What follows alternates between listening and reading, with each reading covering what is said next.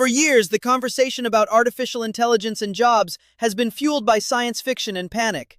But in May 2026, we finally got a look at the real data.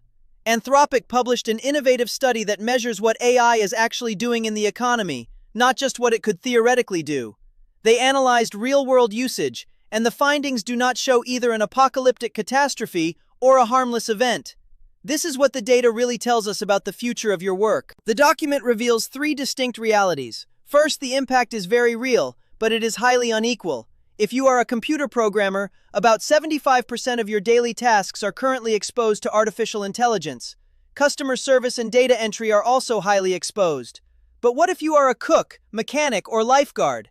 That exposure is reduced to almost zero.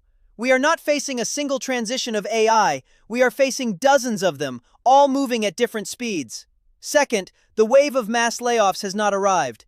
If you were expecting to see a massive increase in macroeconomic unemployment data, it simply is not there yet.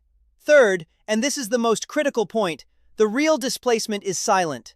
Although older workers are not being laid off, the hiring rate for workers aged 22 to 25 in highly exposed jobs has fallen by 14%. The labor market is quietly closing the door on the next generation. It is a slower and more hidden displacement that will be severely exacerbated over the next decade. So what do? The answer is not to give up, and it is not resistance either. It is planning. For individuals, if you are in an exposed field, your planning horizon has shortened. Especially if you are young, you need to focus heavily on transferable skills. You need to build a career path with multiple backup plans and concentrate on reaching that second level of your career quickly because the entryway is narrowing.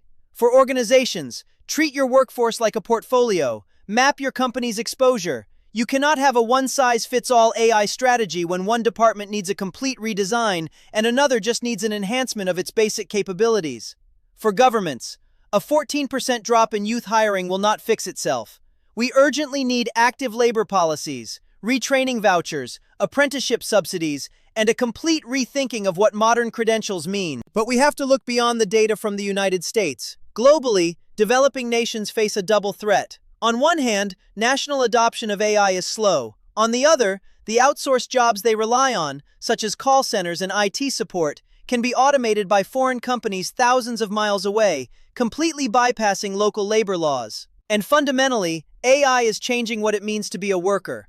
We are no longer just producers of results. We are becoming orchestrators. The programmers of tomorrow will not only write code, they will direct, review, and integrate code written by AI agents. The true skill is shifting from execution to judgment. Retraining a data entry worker to enter data faster makes no sense. Retraining them to audit and manage the AI that does the entry? That is a survival strategy. AI breaks the century-old rule that producing more value requires hiring more people. This means we have to make a decision about who captures the gains from this massive productivity boost: the worker, the employer, or the consumer. We are on the brink of a new era of prosperity, but the bridge to get there requires deliberate and careful planning. Technology will not build that bridge for us. We have to build it ourselves. Thank you for your attention.